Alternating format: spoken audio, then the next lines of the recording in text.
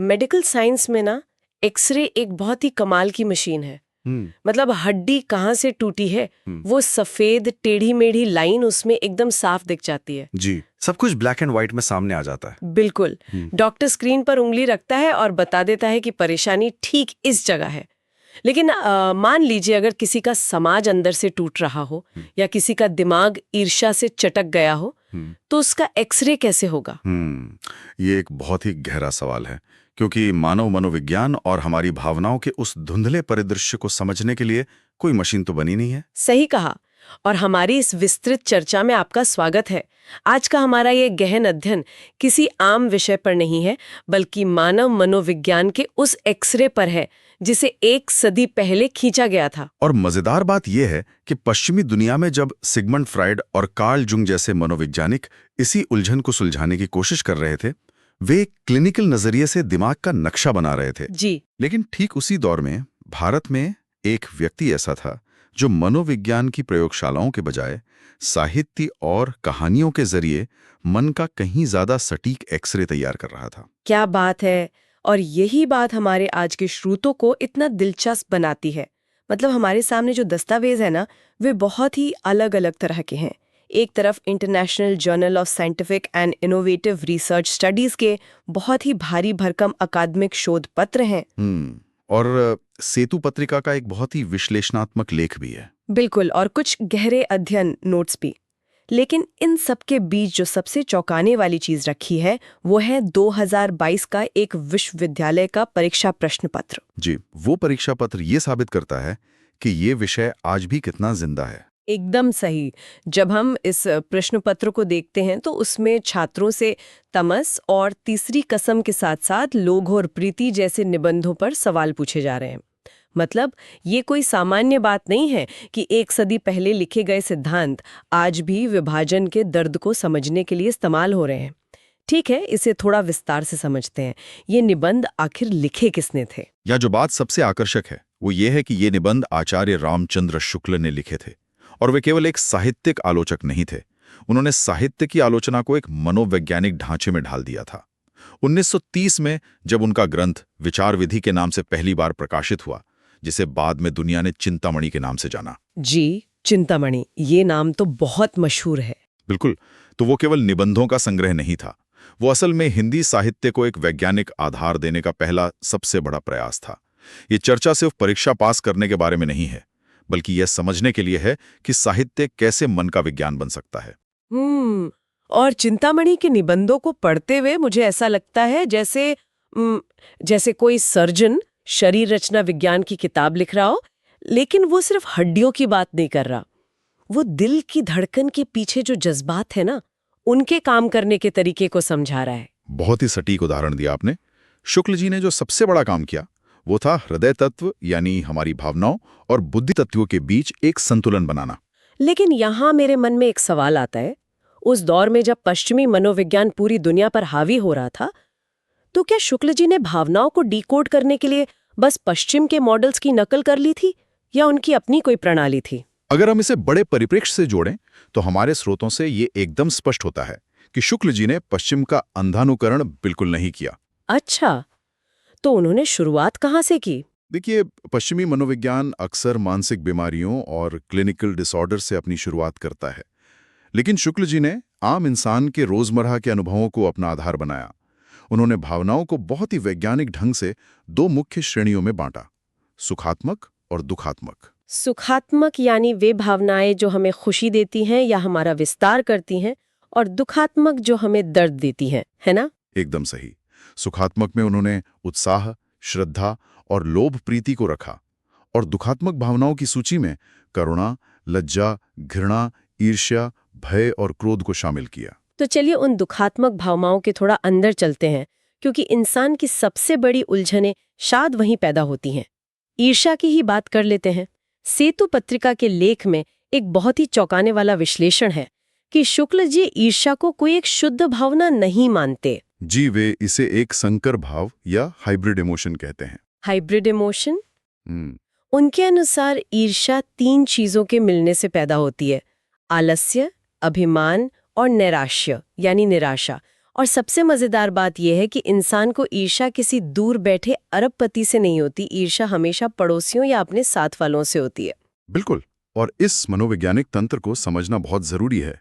ऐसा क्यों होता है कि हम दूर के किसी राजा की सफलता से ईर्ष्या नहीं करते, लेकिन अगर पड़ोसी एक नई गाड़ी ले आए तो हमें तकलीफ होती है? क्योंकि हम अपनी तुलना अपने आसपास के लोगों से करते हैं। जी। हमारा दिमाग हमारी सामाजिक स्थिति को हमारे माहौल से मापता है। अब यहाँ हाइब्रिड इमोशन कैसे काम करता है? अभिमान कहता है कि मैं इस पड़ोसी से बेहतर हूं, लेकिन नैराश्य और आलस्य ये एहसास दिलाते हैं कि हम वह गाड़ी हासिल करने की मेहनत नहीं कर सकते। इस अपनी ही अक्षमता के दर्द को छिपाने के लिए हमारा दिमाग ईर्ष्या का निर्माण करता है। यहाँ बात सच में बहुत दिलचस्प हो जाती है, लेकिन मैं यहाँ इस विचार को थोड़ा चुनौती देना चाहूंगी। जी बताइए। ये कहना कि ईर्ष्या सिर्फ आलस्य से पैदा होती है, क्या ये थोड़ा कठोर नहीं है? मान लीजिए कोई सिस्टम ही गलत है, चाहे किसी एक को पक्षपात के कारण तरक्की मिल गई, वहां जो हीनता पैदा होती है, क्या उसे भी हम आलस्य के खाते में डाल देंगे? ये बहुत ही लाजवाब तर्क है और शुक्ल जी इस सामाजिक पक्षपात से अनजान नहीं थे। लेकिन उनका दर्शन ये है कि जब सिस्टम अनुचित होता है तो जो भावना पैदा होनी चाहिए वो क्रोध है। अच्छा, क्रोध। जी, क्योंकि क्रोध या विद्रोह बदलाव ला सकता है, लेकिन ईर्ष्या एक निष्क्रिय भावना है।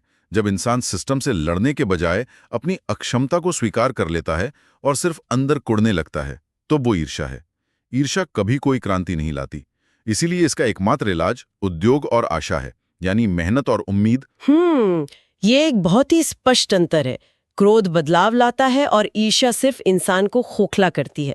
और खुद को अंदर से देखने की बात पर मुझे उन दो भावनाओं का ख्याल आ रहा है जिन्हें हम एक ही समझ लेते हैं, लज्जा और ग्लानि। बिल्कुल, हम आमतौर पर दोनों को शर्मिंदगी मान लेते हैं, लेकिन शुक्ल जी ने इनके बीच एक बारीक रेखा खींची है। ये अंतर पूरी तरह से समाज बनाम एकांत का है। मतलब लज्जा तब आती है जब दुनिया को हमारी किसी बुराई का पता चल जाता है। जी, ये समाज की नजरों में अपनी छवि के टूटने का डर है। अगर किसी चोर को चोरी करते हुए कोई ना देखे तो उसे लज्जा नहीं आएगी, वो आराम से सो जाएगा। लेकिन ग्लानि तो इसके बिल्कुल विपरीत है। एकदम विपरीत। ग्लानि अकेलेपन में होती है, जब इंसान एकांत में बैठा होता है और खुद अपने अंतःकरण में झांकता है। उसे अपनी एक क्षुद्रता का एहसास होता है।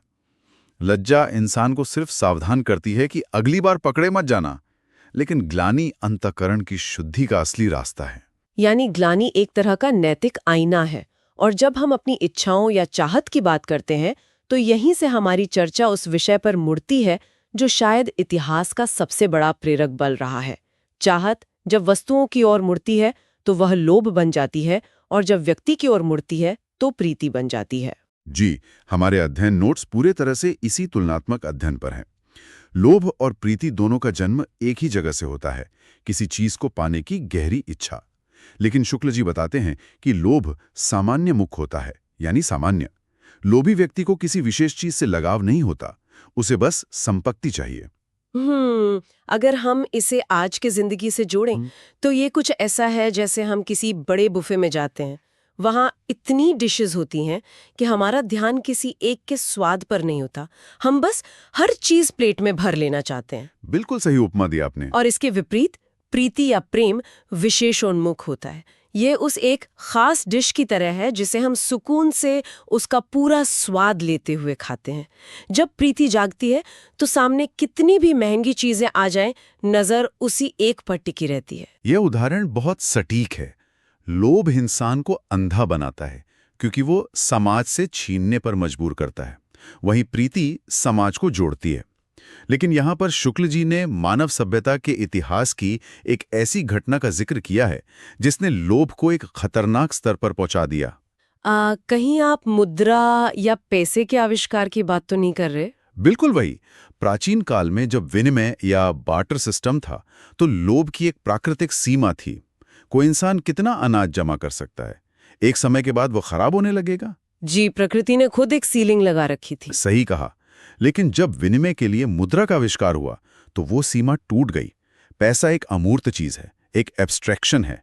इसे जमा करने की कोई सीमा नहीं है। इस पैसे ने इंसान के लोभ को असीमित कर दिया है। ये सोचना सच में डरावना है कि कैसे एक आविष्कार ने हमारे दिमाग की वायरिंग ही बदल दी। जो चाहत पहले भौतिक चीजों तक थी, वो अब बैंक के नंबर्स में बदल गई हैं, जिनका कोई अंत ही नहीं है। जी, और इस असीमित स्वार्थ के दूसरे छोर पर प्रीति खड़ी है। सच्चा प्रेमी स्वार्थी नहीं हो सकता। प्रीति की चरम अवस्था वो है जहां व्यक्ति ये नहीं मांगता कि उसका प्रिय उसे मिल जाए, बल्कि वो सिर्फ ये चाहता है कि उसका प्रिय खुश रहे। यहां मैं का अहंकार खत्म हो जाता है। और जब ये अहंकार खत्म होता है और ये स्वार्थ रहित प्रीति किसी एक व्यक्ति से उठकर पूरे राष्ट्र की ओर निर्देशित होती है, तब ये देश प्रेम का रूप ले लेती है। बिल्कुल, और देश प्रेम पर उनकी व्याख्या आज के परिदृश्य में बहुत तीखी लगती है। हम अक्सर इसे झंडों या अर्थव्यवस्था की ग्रोथ रेट से मापते हैं। जी, सेतु पत्रिका का लेख स्पष्ट करता है कि अगर कोई इंसान विदेशी भाषा में अर्थव्यवस्था के बड़े आंकड़े पेश करता है, लेकिन वो ये नहीं जानता कि उसके देश में कोयल कैसी दिखती है या किसानों की झोपड़ियों में क्या हो रहा है, तो उसका देश प्रेम सिर्फ एक ढोंग है। शुक्ल जी यहाँ राष्ट्र को सिर्फ एक राजनीतिक इकाई मानने की पश्चिमी अवधारणा पर प्रहार कर रहे हैं। देश का मतलब है वहां की जमीन, पेड़ पौधे और लोग। जो लोग जमीनी हकीकत से दूर हैं, वो देश की दशा का ज्ञान तो रख सकते हैं, लेकिन देश का हित नहीं कर सकते। तो इस सब का असल मतलब क्या है? मतलब अगर किसी के अंदर ये जुड़ाव नहीं है, तो वो ये सच्चा देश प्रेम कैसे पैदा करे? क्या हमें सिर्फ प्रकृति को निहारना शुरू कर देना चाहिए? ये एक महत्वपूर्ण सवाल खड़ा करता है। प्रकृति को निहारना शुरुआत हो सकती है, लेकिन असली समाधान शुक्ल जी ने परिचय और सान्निध्य के सिद्धांत में दिया है। सान्निध्य यानी निकटता। जी, निकटता। प्रेम दूर से पैदा नहीं होता। इंसान को बाहर निकलकर खेतों, जंगलों और आम लोगों को देखना होगा। जब हम लोगों के दुख दर्द को अपना समझने लगते हैं, तभी सच्चा प्रेम जन्म लेता है। इसी अवस्था को लोक मंगल कहा गया है, जहां इंसान पूरे समाज के कल्याण के लिए काम करता है। लोकमंगल यानी व्यक्तिगत से निकलकर लोक के साथ एक हो जाना। और जब हम भावनाओं की इस यात्रा को समझ लेते हैं, तो हम आचार्य शुक्ल के सबसे जटिल सिद्धांत के दरवाजे पर खड़े होते हैं, रस का सिद्धांत। जर्नल के अनुसार ये रस दशा ही मानव जीवन का अंतिम गंतव्य है। जी, रस सिद्धांत भारतीय साहित्य शास्त्र की नींव है। शुक्ल जी ने इसकी जो परिभाषा दी है वो कमाल की है। लोक हृदय में हृदय के लीन होने की दशा का नाम रस दशा है। लोक हृदय में हृदय के लीन होने की दशा। अगर हम इसे उस मनोवैज्ञानिक एक्सरे मशीन से देखें जिसकी हमने शुरुआत में बात की थी, तो इसका मतलब है कि हमारे दिमाग का जो मैं का सॉफ्टवेयर है ना, वो कुछ पलों के लिए शटडाउन हो जाता है। इंसान का अपना हृदय पूरी मानवता के साथ धड़कने लगता है। बिल्कुल। इस आजादी को शुक्ल जी ने हृदय की मुक्तावस्था कहा है, और इसी प्रक्रिया को साहित्य में साधारणीकरण या यूनिवर्सलाइजेशन कहते हैं।